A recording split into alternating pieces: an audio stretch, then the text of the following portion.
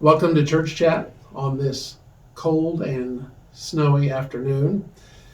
We are in the book of Philippians, and more specifically, we are looking at chapter 3 and 4.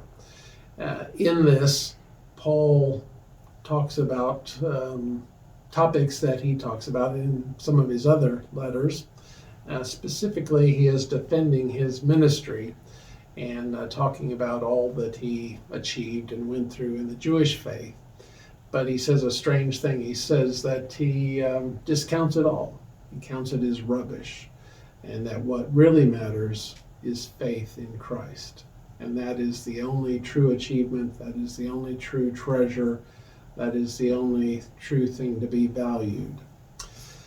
As I was reading through this, having been through the traumatic experience of watching the Super Bowl, the Chiefs did not achieve their goal, but Paul says that he is pressing toward his goal and that all his effort is into following Christ and sharing the gospel of Christ. The verses that I would like to read to you, hopefully these are not the ones that Lynn has picked, they come in chapter 4, and this has always been one of my favorite parts of the book of Philippians. It helps us to identify what we are to focus on, what we are to think about, what we are to guide our lives by. And that comes in verse 8 of chapter 4.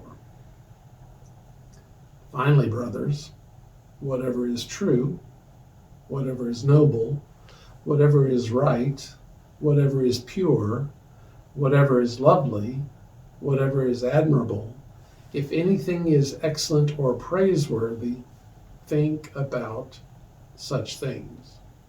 Whatever you have learned or received or heard from me or seen in me, put it into practice. And the God of peace will be with you. So over and over again in this, Paul gives encouragement to the Christians in Philippi. And the verse that always touches me when I read through it is verse 15 of chapter 4. And in it he says, in the early days of your acquaintance with the gospel, when I set out from Macedonia, not one church shared with me in the matter of giving and receiving, except you only. For even when I was in Thessalonica, you sent me aid again and again when I was in need. So only the Philippians came through. In all his work, they were the ones to share and support and assist his ministry. So no wonder he was encouraging to them, and they encouraged him. So their encouragement, their support multiplied between them, and others came to know the gospel. Now that I've taken all of Lynn's verses, I'm sure she and Randy will have some helpful thoughts to share with us. Well, Sid did it again. I think we're joined at the hip or something, but at any rate, I think I mentioned a few weeks ago about putting tabs in a new Bible, and I had this tab labeled Life Verse, and I didn't know what it was, but I knew right away where to put it. It was Philippians 4, and I can't read exactly the same verses he did. I start where it begins for me is in verse 4 of chapter 4. Rejoice in the Lord always. I will say it again, rejoice. Let your gentleness be evident to all. The Lord is near. Do not be anxious about anything, but in everything, by prayer and petition, with thanksgiving, present your requests to God, and the peace of God, which transcends all understanding, will guard your hearts and your minds in Christ. And then I brought a t-shirt that is probably close to 30 years old when I had teenagers that said, whatever, every time I said something to them. This one in the little tiny print says, whatever is true, whatever is honorable, whatever is right, whatever is pure, whatever is lovely, whatever is of good repute, let your mind dwell on these things, from Philippians. And I try to say that to my son. He doesn't still say whatever and roll his eyes because he's 45 and he knows better.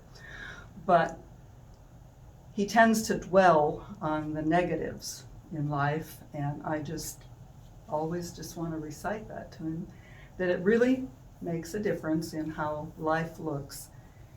And I think it's because we know how the story ends, that all of the gloom and the doom and the naysayers and the political garbage, when you can look past that and think on these things, whatever is true, noble, right, pure, lovely.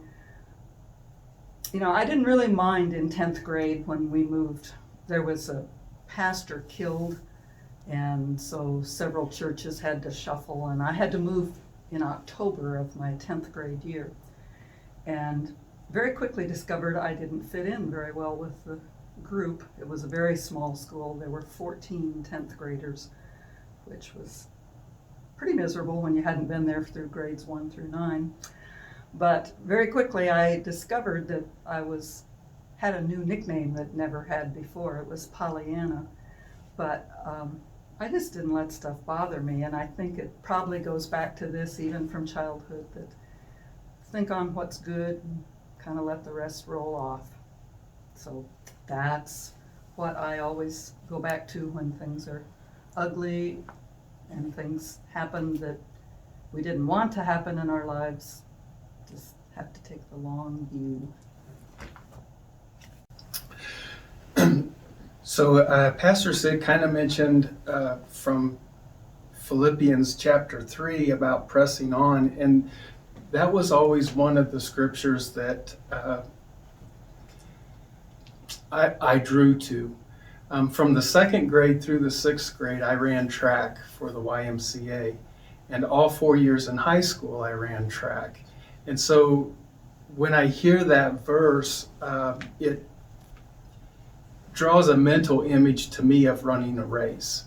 And so I'm going to read it really quick. Just the part that really touches me is, he says, "But one thing I do, forgetting what is behind me and straining toward what is ahead, I press on toward the goal to win the prize for which God has called me heavenward in Christ Jesus." And again, I think about the race, but one of the things that occurred to me as I was reading this was Paul doesn't necessarily emphasize more about gaining the prize as he does about how he runs the race.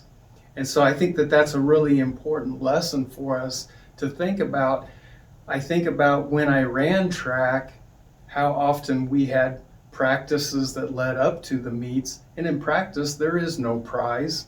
You just run the race, but you run it with everything that you have, just as if it was a prize at the end of it. And I think that's the same thing that we should do in our Christian walk as well. Every day we should be running it as if there was a prize, even on those dark days. Thank you to Lynn for giving us a different version, a more positive version of whatever.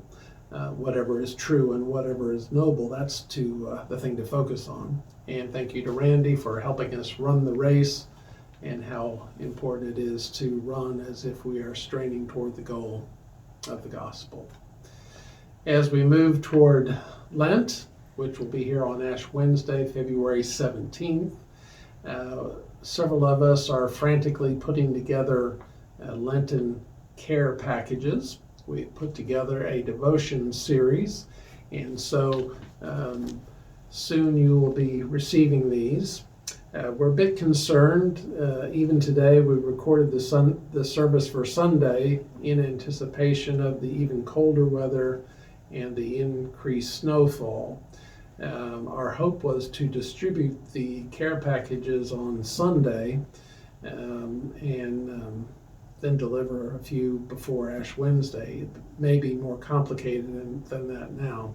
but we're still going to try.